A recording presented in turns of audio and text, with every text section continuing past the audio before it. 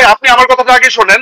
আমার মুখে একটা কথা জোর করে দিয়ে আপনাকে আপনি এটি নামান প্লিজ। সৈয়দ আব্দুল্লাহ, আপনাকে এটি নামাতে হবে। অনলাইনে লাইভ টক শোতে আলোচকদের তর্ক বিতর্কের মাঝেই হঠাৎ একজনকে ইঙ্গিত করে হারপিকের বোতল দেখালেন একজন আলোচক।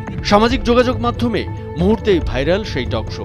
টক শোতে এমন হারপিক কাণ্ড দেখে হাসির রোল নেটিজেনদের। খুবই স্পষ্ট ভাষায় বলতে গেলে বিভিন্ন টাইপ রিউমার। লাইভে হারপিক দেখে তোলপাড় করে ফেলেছেন ঢাকা বিশ্ববিদ্যালয়ের আইন বিভাগের সাবেক শিক্ষার্থী ও অনলাইন অ্যাক্টিভিস্ট সাইদ আব্দুল্লাহ। তার ইঙ্গিত ছিল ব্যারিস্টার নিঝুম মজুমদারের দিকে। এরপর থেকে হারপিক নিয়ে হাস্যরসে ভরে যায় নেট দুনিয়া। আমি তোর জন্য মারা যেতে চাই। আমি কি দোষ করছি যে আমার জন্য মারা যেতে চাই?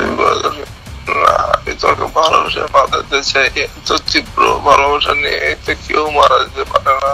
এর আগে সোশ্যাল মিডিয়ায় ব্যারিস্টার নিঝুম মজুমদারের একটি ফোন কল ভাইরাল হয়। যদিও ভাইরাল হওয়া ফোন কলের সত্যতা যাচাই করা যায়নি।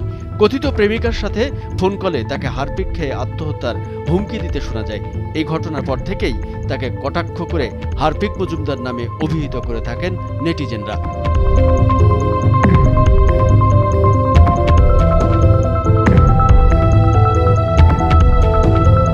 পতিত স্বৈরাচারের অপকর্মের দালালি করায় নিঝুম মজুমদারকে হারপিক দেখিয়ে যথাযথ জবাব দেওয়া হয়েছে বলে মন্তব্য করেছেন নেটিজেনদের কেউ কেউ।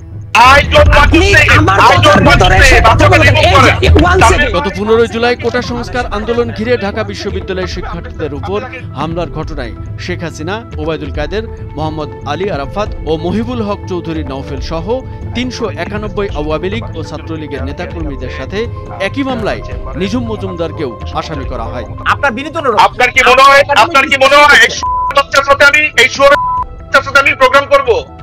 সামাজিক যোগাযোগ মাধ্যমে অনেকেই টক শোটি শেয়ার করেছেন। একজন লিখেছেন, নিঝুম মজুমদারকে লাইভে হারপিক দিয়ে ধুয়ে দিলেন সাইদ আব্দুল্লাহ।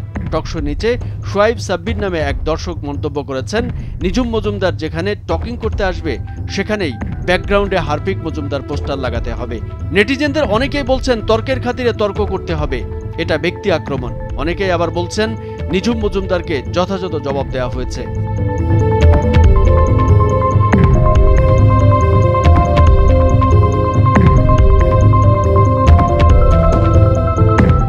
অবশ্য বিষয়টি ভাইরাল হওয়ার পর সাইদ আব্দুল্লাহ ফেসবুকে তার ব্যক্তিগত অ্যাকাউন্টে একটি পোস্ট করেন। সেখানে তিনি নিঝুম মজুমদারকে হারপিক দেখানোর কনটেক্সট জানান। তার ওই পোস্টে 2020 সালে ভাইরাল হওয়া একটি পোস্ট শেয়ার করেন তিনি, যেখানে নিঝুম মজুমদারের সঙ্গে তার কথিত প্রেমিকার ফোনালাপের সময় হারপিক খেয়ে আত্মহত্যার ঘটনা তুলে ধরেন।